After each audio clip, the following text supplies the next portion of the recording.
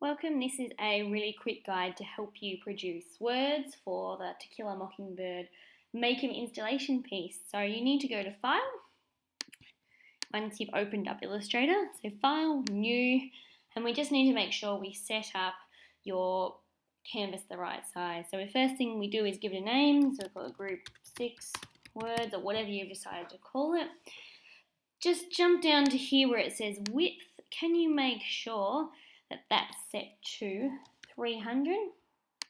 It should be in millimeters. If it's not, just look to your right and it'll say units. Just make sure that millimeters is clicked.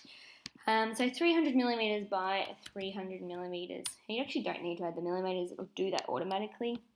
The last thing I need you to do is just check that down the bottom where it says color mode that you have RGB selected. Hit OK, and that will bring up a brand new canvas for you. So to make these words printable, there's very few tools you actually need to use. I'll just close that. Okay.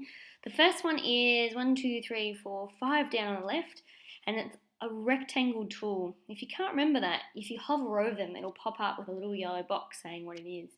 If for some reason yours is a different shape, just click on it, okay, and you can see all the different shapes and just switch it back to rectangle. Okay. Where it says stroke, just double tap on that and type in 0.001, hit enter, and just check that these two boxes, the first one is set to white and the second one is set to black. Okay, it just helps you see it a bit easier. Leave these other things as they are. Then what you can do is if you click once on your canvas, what will pop up is a little box saying what size do you want your rectangle to be. Now these are okay to be any size, beg your pardon, as long as they're below 300 millimeters. So whatever size you want to print them, that's the size that you need to put in here. So we're going to say, look, 150 by 100, click OK, and that'll put that box in for me. If later you decide I need that to be bigger, you can just click on it, drag that out, and you'll see I can make that grow as I need it. Okay. So then I get off that tool and I hit the type tool. Okay. So what I then need to do is I need to click and hold. I haven't let go of my mouse yet.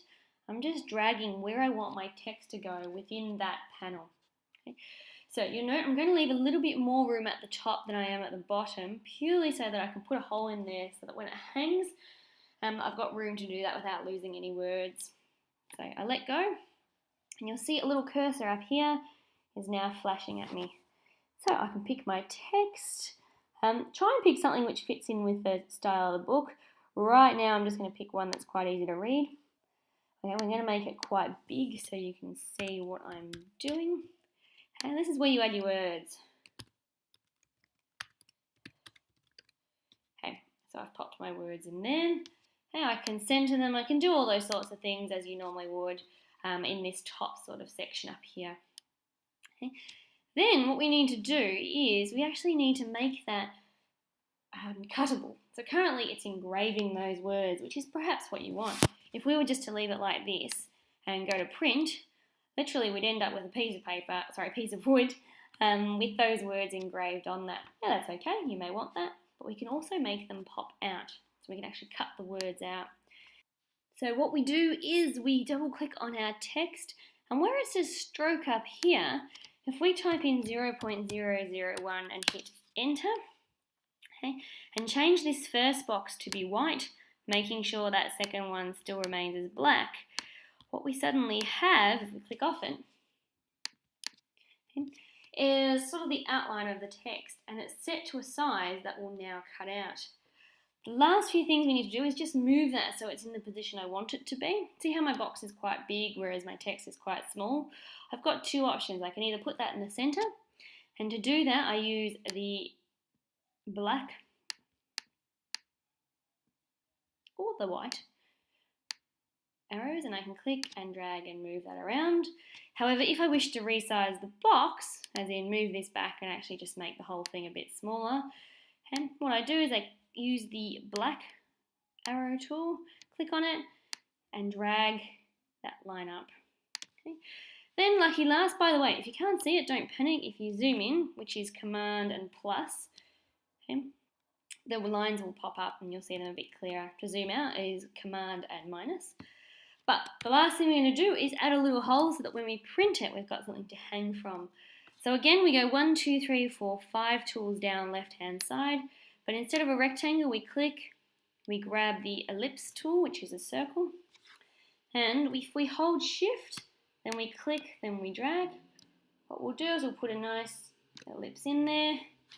Okay. Holding shift means it actually constrains the proportion, so I say circular rather than rectangular. Okay. Click on our black arrow, just move that into the position where we want it. Okay, I'm doing this by sight. Okay. Okay, click off it. Just double check that you're not too close to the edge here. If you're too close, you'll find that when you print, it'll actually be too close and it'll sort of blend into here and it'll be useless to tie anything onto it. So there we go. We have words, we have a hole, we have a tag to print it on. We're good to go.